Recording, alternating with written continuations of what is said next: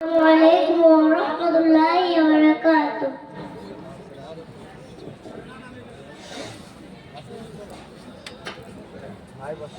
আমার নাম আজকিয়া। আমার নাম ফাতেমা।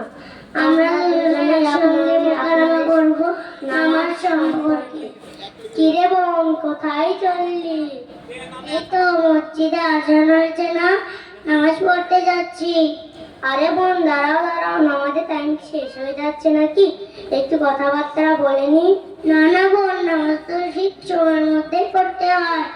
আচ্ছা আজকে বোন, তোমরা নামাজ পড়ে কি পাও? ছি ছি ছি, তোমার এমন কথা বলতে শরম করে না? তুমি মানুষ নয়তো অন্য কোনো প্রাণী? কেন আমি এমন কি কথা বললাম যে তুমি ছি ছি করছো? তুমি কি জানো না নবী সাল্লাল্লাহু আলাইহি ওয়াসাল্লাম বলেছেন যে যারা জেনে বুঝে নামাজ ছেড়ে দেয় তারা কুফরি করলো। তোমার এসব ফটো রাখো তো। সবাই যদি জান্নাতে যায়, জাহান্নামে যাবে কারা?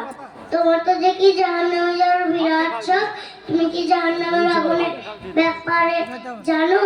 না, তা তো জানি না। নবী সাল্লাল্লাহু আলাইহি ওয়াসাল্লাম বলেছেন যে জাহান্নামের আগুন দুনিয়ার আগুন থেকে 70 বেশি হবে। যখন হবে তখন ঠিক দেখা যাবে। তাহলে তুমি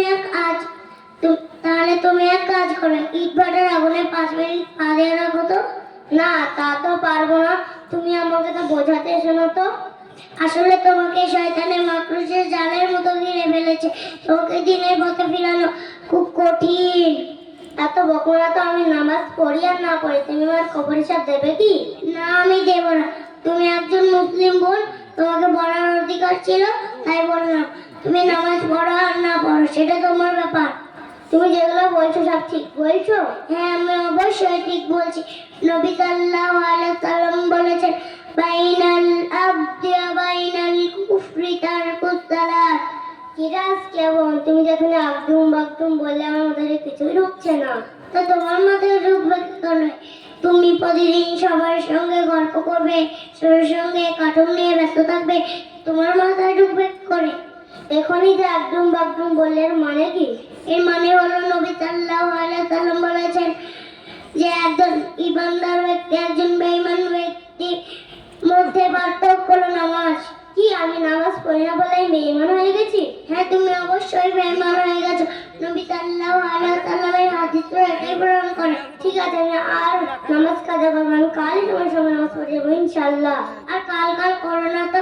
কালকে আবার যদি কোন কাজে জড়িয়ে পড়ো তাহলে তোমার নামাজ পড়াটাই হবে না। ঠিক আছে, আমি আজই তোমার সঙ্গে নামাজ পড়তে যাবো ইনশাআল্লাহ।